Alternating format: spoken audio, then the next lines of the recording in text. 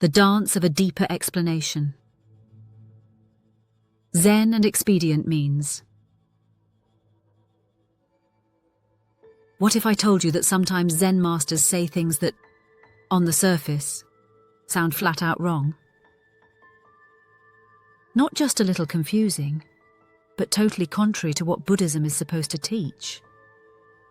Like, if you meet the Buddha on the road, kill him. Wait. What? Isn't Buddhism about compassion, reverence, and enlightenment, not roadside assassinations?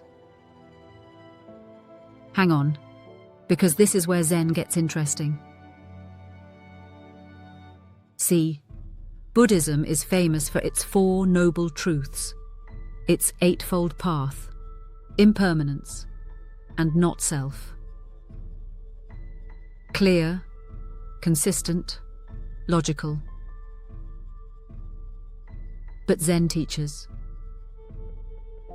not so much. They don't mind breaking the rules. Why? Because they're masters of something called expedient means. That's a fancy way of saying they'll say or do whatever works, whatever provides the chance to jar you awake. If a straight answer will keep you clinging to ideas, they'll give you a crooked one. If you feed back the crooked answer, they'll ask you where it came from. Take the "kill the Buddha" line. No one's telling you to take up arms. The point is that clinging to your idea of the Buddha, whether a golden statue or a mental image of perfection, keeps you stuck. Better to smash the idol in your head so you can actually wake up. It's not heresy, it's strategy. And sometimes strategy looks wild. A Zen master shouts, scowls, or stays silent when asked what seems to be a reasonable question. On the surface, that's the opposite of gentle Buddhist compassion. But in context, it's like shaking someone who's sleepwalking toward a cliff. The point isn't obnoxiousness. The point is to break through the prison of concepts so that the student sees reality directly.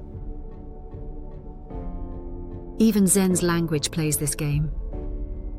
Buddhism teaches not self, yet some masters talk on and on about the true self or original face. Sounds contradictory, right? Except the words are simply bait. They're meant to lure the student into looking so closely at the idea of self that they discover, surprise, it's a bit more nuanced than we think. What looked like a contradiction was actually a trapdoor into emptiness. That's the magic of expedient means. Zen doesn't cling to tidy doctrine. It knows that the Dharma isn't about words at all. It's about direct realization. And sometimes, the fastest way to tear down your illusions is with a phrase that sounds outrageous, or even completely wrong. Once you've crossed the river, you don't carry the raft. Once you've woken up, you don't sweat the contradiction anymore. So the next time you hear a Zen master say something that sounds absurd, or even anti-Buddhist, don't dismiss it. That might be the very moment they're doing their job best, pushing you beyond words, beyond concepts, beyond the Buddha you thought you knew.